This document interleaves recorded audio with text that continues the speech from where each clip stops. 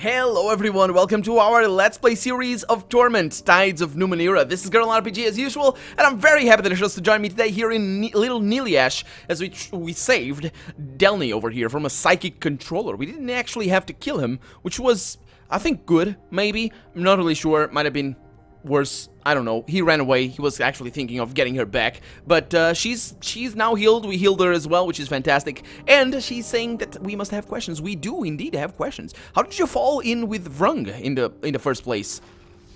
He seemed, she says, dark and fascinating. The adults didn't want me to go near him, but he was like a mirror of what I wanted to be. Strong, mysterious, ambitious.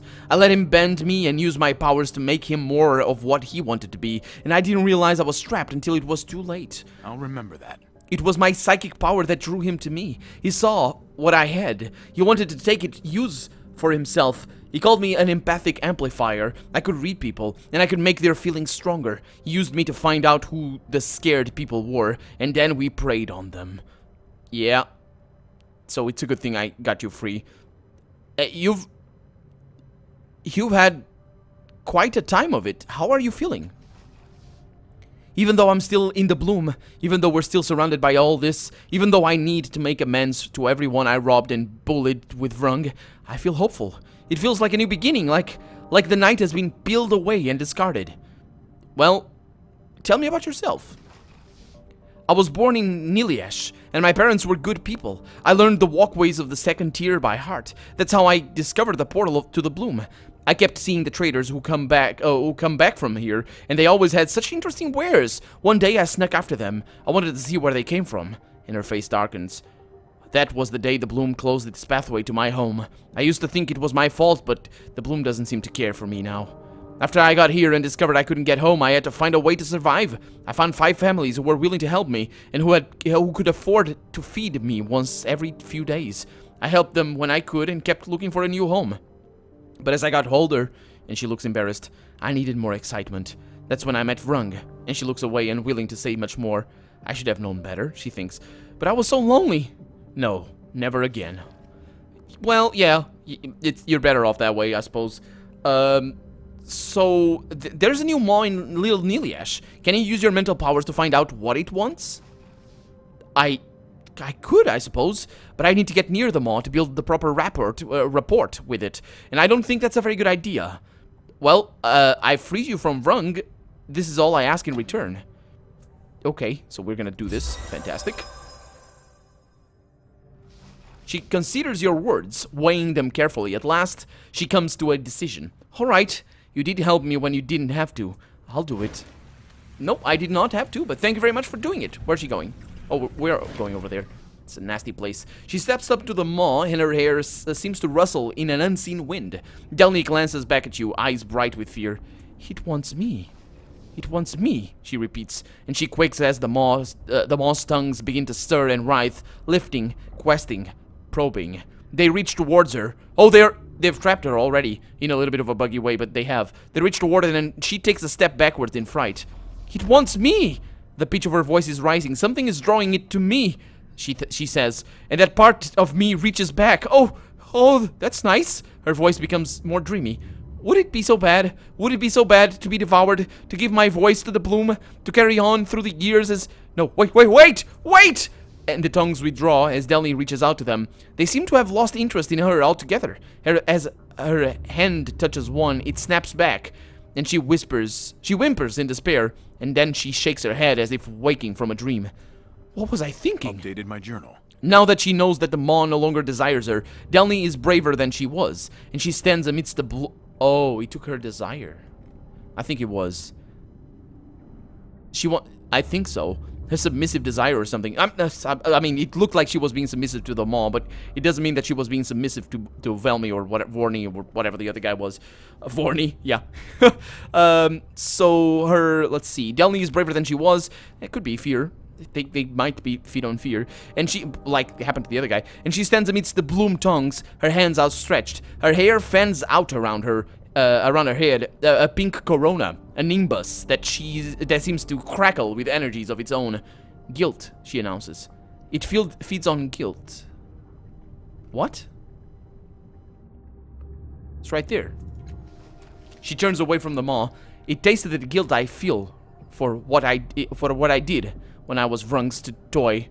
But it knew I wasn't responsible for that, so my guilt wasn't strong enough. Someone who has genuine guilt, not regret, not shame, but all-consuming guilt. The maw will devour them. And she shivers. I think my debt to you is paid. Well, I think Aligarn might have genuine guilt there. But I'm not gonna feed him to the maw. I probably might have to. I hope I don't. Okay, we have Haria over here, and we have mutants around. Okay, so I'm gonna talk to her again. I could talk to the maw again. I probably will right after this. She eyes the maw warily. Don't get too close if you're feeling guilty, she warns. It hungers. I'm sure. Tell me again. No, okay. I don't need to ask again what he learned. Fahad be with you. Yeah, she comes from there. Oh, it makes a noise. Let's see what happens. A reddened mass of flesh protrudes from the bloom wall, surrounded by waving tendrils. The flesh is thick and strong, glistening like a newborn beast. A jagged seam runs across its surface, with faint light spilling from within. As you approach, all the sounds of little Niliash seem to fade. The hushed conversations of the mutants recede into the distance, replaced by the hissing, chittering voices of the bloom. You realize suddenly that this is a maw. No, I didn't. Okay, maybe. Did I forget, or what happened? You're not sure how you know, but the word leaps into your... What? I shouldn't... No. Anyway. But the word leaps into your mind as if you've seen this thing before. The waving tendrils, you know with equal certainty, are its tongues. Let's listen carefully to the bloom's voices. The hissing and chittering of the bloom are no different than usual, as far as you can tell. Your sharp senses provide no particular advantage in hearing the odd sounds. You realize that the bloom's voices are a psychic phenomenon, not a physical one. They're literally voices in your head. You can't detect any patterns or meanings in the sounds. They seem entirely random. Okay, they seem. That doesn't mean they are. Let's observe the behavior of the bloom tongues. The tendrils seem to be fixated upon Aligarn, of course. They stretch towards him like the arms of desperate lovers, but he stays carefully out of reach, eyeing them suspiciously. Aligarn, I think this maw wants to feed on you.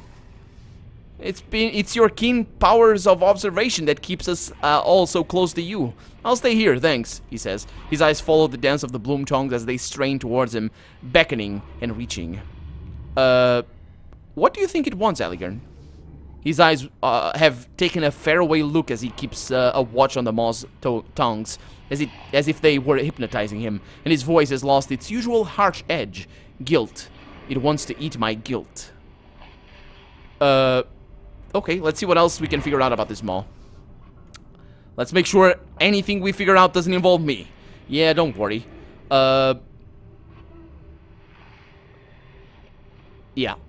Okay, let's leave them all. I feel no guilt. I'm guiltless. My character, anyway. Although we did do bad things before, but that's okay. Let's see about this Haria. Maybe she is guilty. Who knows? This striking woman towers over you. Though she seems gaunt and her skin is pale, even whitish, she still has a healthy glow that shines through a layer of dirt and grime. A flat circle of metal is affixed to her forehead, showing through her long blonde hair. At your approach, she begins to flex and tense, not in fear, but in preparation.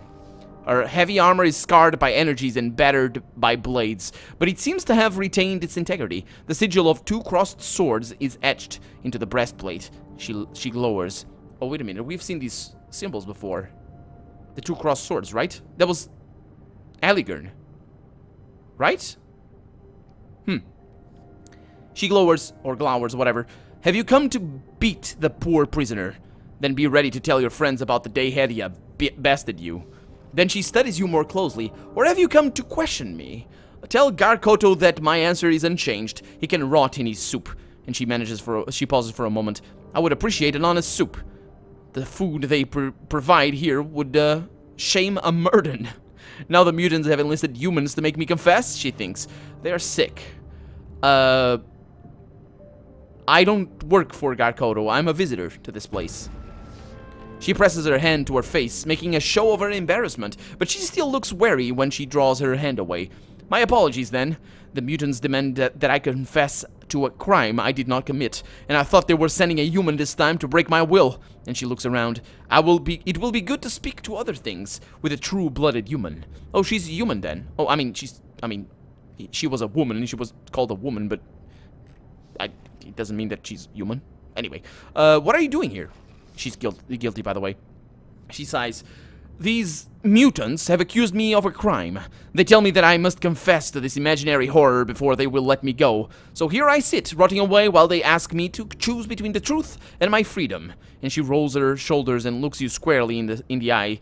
I choose to honor the truth. Well, they have no laws and no souls, she thinks. There can be no crimes against them.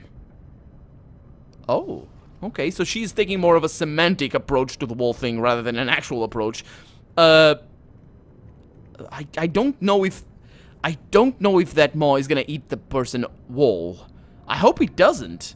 It kinda, I don't know. I have no idea. Anyway, the exit is over there. You could easily overpower the mutants. Why don't you just leave? For a moment, her eyes threaten to tear. Or to tear? I don't know. And then she steels herself. Prince Garkoto has cast a spell on me. Here, let me show you. And she steps towards you, reaching a hand out to grasp your shoulder. But before she can touch you, her fingers begin to bend, as if they had encountered an invisible wall. You see? But in case you think I jest with you, and she hurls herself at you, shoulder first, and she rebounds dramatically, staggering backward. I am confined to this space until I confess. Test it for yourself. You lift your hand and wave it through the air. You can even step close to her, and you feel nothing. She takes your hand and says, now step back. And you do, and at the exact same point where she rebounded from the air, her hand is torn from yours. That was kind of... That's kind of... I don't... Sure. They have to have... They're criminal, she says. I suppose I fit their bill. Why have you been imprisoned? Because they require someone to blame for some deaths among their people, and they chose me. The scum looked for someone different from them, and I happened to be nearby, and she barks an unpleasant laugh. At this point, I am inclined to show them what kinds of horrors I could visit upon them. I will not confess to him, she thinks. It's too great a risk. What risk? What's that sigil on your armor? She looks down, frowning, as if she had forgotten she wore such an emblem. This? Huh. This is the symbol of the Angulan Knights. The crossed blades represent our ability to step beyond the laws of nations in order to deal true justice. We seek to reclaim the world for humanity's light. Oh. Okay. But, justice. That true justice there might be... it doesn't sound like it. It didn't inspire that, but... Based on what she did or supposedly has done, that might be some sort of racist idealism or something, because humanity's light right there. What can you tell me about the Angulan Knights? Her face lights with passion. The symbol of our order represents our willingness to step beyond the bounds of propriety and advance the cause of humanity. And she looks around and lowers her voice. Actual humanity, you know. Why is that? Anyway, she tosses her hair. If we must take up the blade to mete out justice, we do not hesitate. We travel Midgard for the betterment of all, and those who oppose our mission soon see the error of their ways. In the steadfast, the order of truth itself blesses us. I am a knight marshal in our organization. I have proved myself many times over, and I will continue to do so as long as I draw breath. And she leans back, her eyes closing.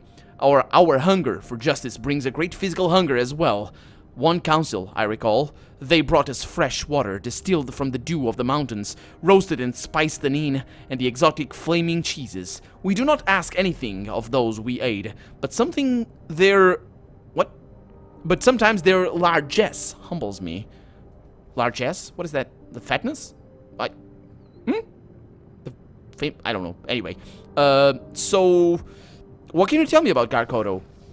The mutant prince? I need to remember the mutant is both male and female, swims in its disgusting stew of a tank, bathing in its own filth, and somehow it summons powers that keep the rest of its creatures in line. They say Garkoto was a wizard. I didn't believe them until the mutant imprisoned me with its powers. Well, it could be the machine or something else, but anyway. I want to talk about the allegations against you. The mutants claim that I poisoned them, she says. A number of them died, and they decided that I was to blame. That is all they are. Allegations. Garkoto has no right to imprison me. Well, I don't think you're telling me everything, are you? The mutants must have some reason to be suspicious of you. Okay, let's try and go for the 100% right there. And we succeed, of course. She studies you carefully, weighing your words against some internal barometer. At last she says, yes, it's true that I poisoned their water. I could not enter Niliash itself. But I heard of this bastard offshoot of their clan. I wanted to slay one of the Fahat. I took the journey from the Steadfast under considerable peril, and I brought death with me. They are not human, she thinks. They are not. Surely I did right by my people. I'll remember that. See, I told you. I told you. That's the twisted sense of justice there. This is the first time I have tried something like this. I do not regret what I did. The mutant prince wishes... Well, actually, you do. The mutant prince... I hope, anyway. Because I'm gonna feed you to a maw. The mutant prince wishes to see me show remorse, but he will not have the satisfaction. Oh, wait a minute. Now I'm very well. Angul, protect and guide me. So I'm thinking that, I mean, she can't leave. I'm thinking that I'm gonna be able to tell him, hey, I found a way to test her. Because if she feels guilt, she's gonna be eaten. If not, she's not. Which means she's either gonna want to confess or face the maw. Because she either is guilty or not. This has to work. Come on, game. Come on, you haven't failed me yet. Well, actually, you failed me a couple of times, but I have asked a lot of you, to be honest. So let's see. So we got it again and again, and over here, why do you want to open the new maw? What? I didn't ask you that. Why do you want to open the new maw, Darkoto? We are exiles here, far from our home in Niliash. It is, and sparks fly from the grill. Pardon. We hope that the maw will open again in our fair city, but if it doesn't, that seems likely, we stand to profit from a potential new trade route. Either way, we benefit. Yeah, it makes sense. I actually figured that he just wanted to go back home or something, but, you know, because it makes sense. But it makes sense as well that he won't just, you know, for a monetary benefit. Makes sense. Makes sense. The newborn maw feeds on guilt. If you want to know if Haria feels any remorse for a crime, let her face the maw. I'll remember that. Yes, the voice murmurs. This is a perfect trial for our prisoner. She can stand before the maw, and unless she has completely divorced herself from human feeling, the bloom will... which... she might. The bloom will take its due. A fitting punishment. Once she has done this, she is free to go. And the speaker crackles. You will find a disc on her forehead. Turn it 3 times with her shins to release her from her prison. Tell her that if she survives the maw, she has earned her freedom. Okay, she might try to run away, because the only thing that's actually keeping her here is indeed the imprisonment that she's under. Let's hope that she doesn't. But let's also hope that she actually tries to. That she doesn't run away, but that she tries to, because otherwise that's a little bit of a plot hole. It's a very small plot, but it doesn't matter. Garkoto has agreed to release you, but only if you face the maw and allow it to draw out your guilt. Ha! I've nothing to confess or to regret, so the maw will find me a paltry meal. I accept your bargain. The disc on her forehead pulses, so she believes herself to be guiltless. Okay, that's another way of putting it. The disc on her forehead pulses briefly and loses its cohesion to her flesh. It falls to the ground, and Haria's eyes widen as her imaginary prison disappears. She bends over to pick up the disc, and she passes it to you with a mocking smile. As a knight, I live by my honor. Oh, that's also good. And it's my honor to put some miles between this place and me. A quick jaunt to this maw, and then I'll show you my ills. Oh, thank you. This is the disc held by... Oh, that's very, very, very expensive. This is the disc held, this disc held Haria captive inside a psychic cage. Now inert, it looks like a flat circle of metal. You do not know how to reactivate it, but it might be valuable to a merchant. Indeed. Okay, so she's going there. No control from me. It's good, because that would be an escort mission, effectively. Very short escort mission, but still. With a slight sneer, Haria snaps towards the maw. I will tell you what I regret, she declares. Let the bloom do its worst. Confidence shines from her face, and her proud carriage, even despite the filth that smears her armor, makes her look every inch the knight she claims to be. The maw's tongs reach out to her, grasping and tugging, as they penetrate into her flesh and draw her close, you can see the first flickers of doubt and fear. Her eyes focus somewhere far away, and she addresses someone who isn't here. She begins to speak through gritted teeth, as if resisting to pull of the maw on her memories. The spotted dusty... I cared little for it, sister, but your sadness made me cry. And she breathes deeply, and something inside her seems to break. Her stoic mask begins to crumble. No, they were humans. I did what was right. She thinks. Okay, so that guilt, I thought for a moment that the guilt might have been for something else. But, for the sister or something, but it was for the mutants. I didn't mean for them to die. Not like that, she says. Not painfully, not twitching, frothing, kicking. Not the children. She swallows. I sold some of the metal before I crumbled it into the air. I thought the dose was still toxic. Tears begin to stream down her cheeks. Toxic it was, but not enough to drop them. The screams. That was the first time they ever seemed human to me. But skinning the yellow woman, her tentacles, her sting, she cried and wailed, but she was a monster. Haria sobs and her voice drops to a monotone. Cutting out her babies was a blessing to her, stopping her more monsters from entering the world. We all agreed. So she's just reciting what she probably recited in her head many, many times. We all agreed, she thinks, but the children looked as human as any. Man, I mean, come on, isn't it terrible that basically all, I mean, I'm not criticizing the writing, I'm criticizing her character. Basically she goes on for, it looks like human. It's human. It doesn't look like human. It's not. I know that it acts on an emotional level, and it is true that we regard things that look like human as better. It's just, you know, it's our instincts. It's our evolution, whatever you call it, or whatever it actually is. I'm not really sure what it is, but it's the reason why we like cute little cats and don't like big tigers that attack us, because the cute little cats, even though they might be deadly, they're not, but still, it's because they're small. They look like tiny babies. Basically, it's what it is. I'm not gonna pull her out. Let her keep talking. She doesn't seem to hear her voice. Well, I said that actually. I said keep talking. She doesn't seem to hear her voice reciting a litany of further crimes. When we brought the tunnel down on the diggers, I could hear their cries through the rubble. Rather than offer mercy, I gave them fire to steal away their breath. Well, that's actually a little bit of a mercy, because death through suffocation that way is actually painless. I believe, unless you sent a different kind of fire. And a different kind of steal away the breath. But anyway, her voice drones on, and somehow this makes her story more horrifying. I herded the weeping families into the spire, even though I knew that the resonances of the chamber would slowly shiver them apart. I hated them, I thought, but it was only because I feared my fellows' scorn. They were humans, she thinks, in every way that matters. What have I done? I called down the threshers, she says, and I stood guard with my blazing spear to keep the fathers from saving their children. I laughed at their cries, and I disemboweled the one because I thought he might serve as a lesson. His blood ran with that of his children, and they all suffered to see the others in agony. We waged over who would die first, and she stops talking. I am a greater monster than ever they were. I deserve a death worse than I gave them, she says. She thinks. I suppose any death will do, though. Delny breaks in. She's about to end her life. A piece of shattered synth lies on the ground nearby. Haria snatches it with her free hand and... Oh, wait a minute, she's gonna kill herself. Oh, no, she's not. Haria snatches it with her free hand and brings it to her neck. Tears pour down her cheeks, and she murmurs, I am so sorry. I'm not gonna choose her own future. What? This is not about freedom.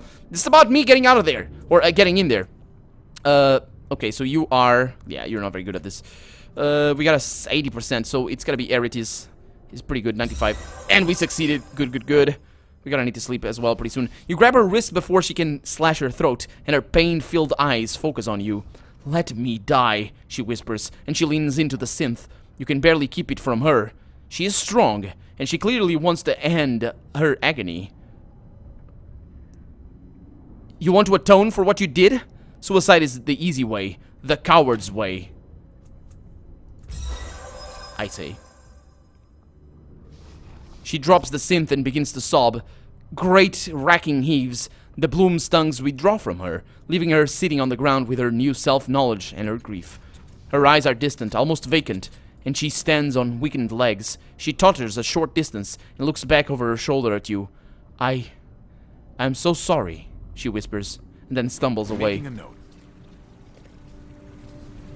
I'll remember that. Air stirs around you, slowly at first, and then a gust as the maw begins to open, expelling atmosphere from an alien world into Little Niliash. A black tunnel opens, the sky between worlds stretching taut, and then snapping like a call from an infant's face. What? From a what? What is it? What is that? Hey, Deli, did you see what happened? Is she gonna say something? It was brave of you to save the night. Haria, I mean. She could have made a mess of herself. She would have been as happy to be dead. Well, she wasn't in her right mind. I would have been wrong to... No, that's not what I did it. Maybe, but I didn't want her to die. Let's go with that one. Deli looks at you for a moment. Her choices were your decision? That sounds a lot like what Vrung did to me. Yeah, I suppose it does. I had wanted to kill myself, she thinks, but he wouldn't let me. I couldn't peace without his saying so. Yep. That's what it means to control somebody else. Where did she go? Oh, we didn't get that. I should get that. She must have gone somewhere. Maybe she left. She did say she wanted to leave. So, let's have... Or did she go over here? Yeah, let's have a chat with Garkoto over here. And see if he actually, cares for what happened.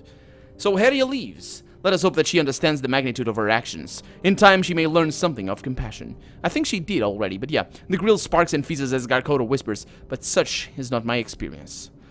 Well, yes. Yeah. Okay, farewell, Garkoto. Some strange strangled sound comes from the grill at the front of the tank. Before you go, what became of the device that bound Haria's to her prison?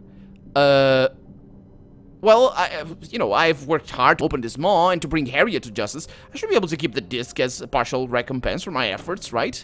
I mean, it's only fair, I suppose. A pause from the speakers, and then, I agree. Your work has been exemplary, and it would be churlish of me to demand its return. The device is yours, as a token of my gratitude. Well, thank you very much. That is very nice of you. I actually was not expecting to be able to keep it with just a persuasion check. I thought I might have need to lie or something. But I guess then again, what's the difference between a persuasion check and a lie? Honestly, it's just words that come out of my mouth. There's no difference. No difference whatsoever. Anyway, we're gonna take on the Maw on the next episode. But for right now, I'm Colonel RPG, and this has been Torment, Tides of Numenera. I really hope you've enjoyed it. And if you did, go ahead and leave a comment, like the video, but above all, thank you so much for watching. And I hope I'll see you next episode. Bye-bye.